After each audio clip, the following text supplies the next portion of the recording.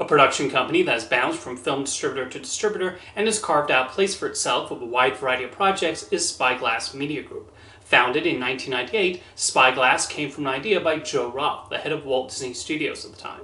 Disney wanted to cut down on how much it annually spent on their movies, so Roth suggested to Roger Birnbaum that he close Caravan Pictures and start a new production company to help finance films for Disney. He was joined by Gary Barber, who'd recently left Morgan Creek, and Spyglass was formed. Spyglass will put up some of the money for the movies and handle foreign sales in some territories, while Disney would pay for the rest. The first Spyglass release was the thriller Instinct, which was not well received by critics nor performed well at the box office. However, the next movie will be massive. That was The Sixth Sense, which had fantastic word of mouth and became a major sleeper hit, with both Disney and Spyglass benefiting greatly from its success. It was also nominated for Best Picture Oscar, along with another Disney Spyglass co-production, The Insider. The early Spyglass slate was a mixed bag in terms of successes, though. They would help with some of the international distribution for the science fiction movie Mission to Mars, and probably made something back from those sales, but the film was not a hit. The comedy Keeping the Faith, starring Ben Stiller and Edward Norton as a rabbi and a priest, was actually the first film Spyglass developed from the ground up, and while it got okay reviews, its numbers slightly underwhelmed. The comedy western Shanghai Noon proved to be a nice little crowd pleaser, and while the grosses were not anything spectacular, the audience response and video sales helped to get a sequel a few years later. The Alexandre Dumas adaptation, The Count of Monte Cristo, and the spy movie The Recruit did okay, while the comedy Out Cold and the fantasy movie Reign of Fire flopped.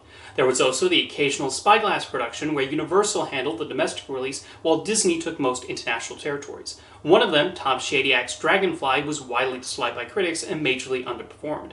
On the positive side, a different Shadyac movie, Bruce Almighty, was a huge hit worldwide. And while Seabiscuit was more domestic heavy, it had impressive staying power over the summer of 2003, as moviegoers loved its story of a racehorse. Near the end of 2002, with Spyglass's original 5-year deal with Disney coming to a close, they decided to sign a new 4-year agreement to produce movies for DreamWorks Pictures. However, several months later, Spyglass chose to jump ship to Sony Pictures instead, with no movies coming out of that short-lived DreamWorks deal.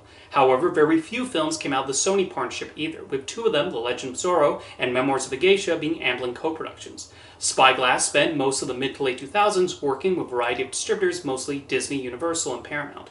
For Disney, they helped produce the comedy Mr. 3000, which was not a hit, and the family film The Pacifier, which was. There was also The Hitchhiker's Guide to the Galaxy, and their involvement with that film goes way back. The film had been set up at Caravan Pictures when Disney initially acquired the rights to Douglas Adams' book in the late 90s. It was then transferred over to Spyglass, and it went through a number of script rewrites, then had to deal with the death of Adams in 2001 and Jay Roach dropping out as director. Hitchhiker's Guide eventually reached screens in 2005, and while it did okay, plans to adapt the other books never went anywhere.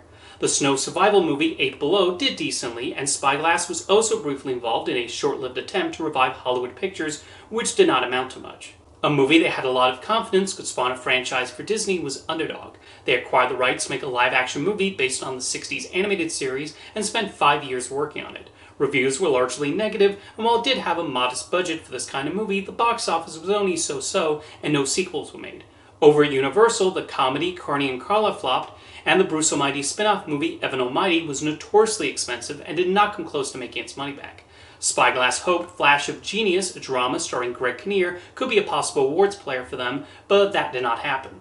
However, the action movie Wanted was a big hit, and the ping-pong comedy Balls of Fury did modestly enough. They also helped produce a few movies for 20th Century Fox. The romantic comedy 27 Dresses did very well, and even though it was mocked by audiences, M. Night Shyamalan's The Happening also pulled in a nice profit.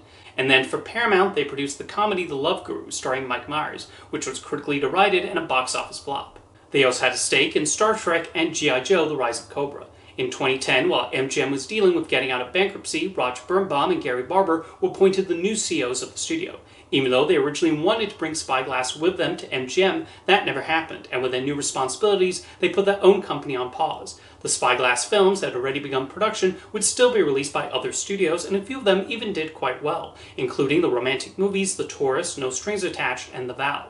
In 2012, Birnbaum would step down from his executive role and signed a producing deal with MGM, and then in 2018, Gary Barber's tenure running MGM ended. Shortly after this, Barber decided to revive Spyglass by partnering with Lantern Entertainment, the firm that had recently acquired the Weinstein Company library following that studio's bankruptcy, although Spyglass would sell those movies to Lionsgate a few years later. One benefit from the Lantern Spyglass Pact was giving them the ability to make sequels to several Miramax Weinstein productions. One of them was Scream, with the fifth film immediately entering development and with Paramount handling distribution. It received solid reviews and pulled in strong numbers at the box office. Spyglass also produced a new Hellraiser movie, which streamed on Hulu in the United States and was released internationally by Paramount. Another former Miramax property they revived was Spy Kids, with Robert Rodriguez directing the fifth film for Netflix. Spyglass also produced Eli Roth's horror movie Thanksgiving, a feature-length version of a fake trailer Roth created for Grindhouse, and which he had spent several years trying to get off the ground. The Boys in the Boat, a drama about the University of Washington rowing team competing in the Olympics, started development at the Weinstein Company and then became one of the assets Spyglass acquired as part of the Lantern deal, with George Clooney eventually directing the film. The company has also bought its own original scripts not formally associated with Miramax or TWC.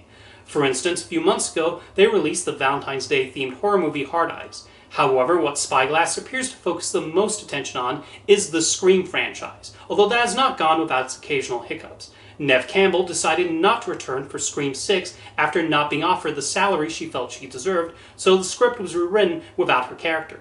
Nonetheless, the film was very well received and performed even better than the previous film at the box office. Then, in the lead-up to Scream 7, Spyglass decided not to bring Melissa Barrera back, following disagreements over social media posts she made about the Israel-Palestine conflict.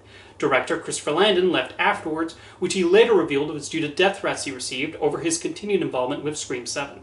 For a while, it seemed like this new movie was not going to happen anytime soon. That would change when the original Scream creator, Kevin Williamson, came on board to direct, with most of the cast also returning, including Neve Campbell. Cameras started rolling on the sequel earlier this year, with a release date currently set for February 2026.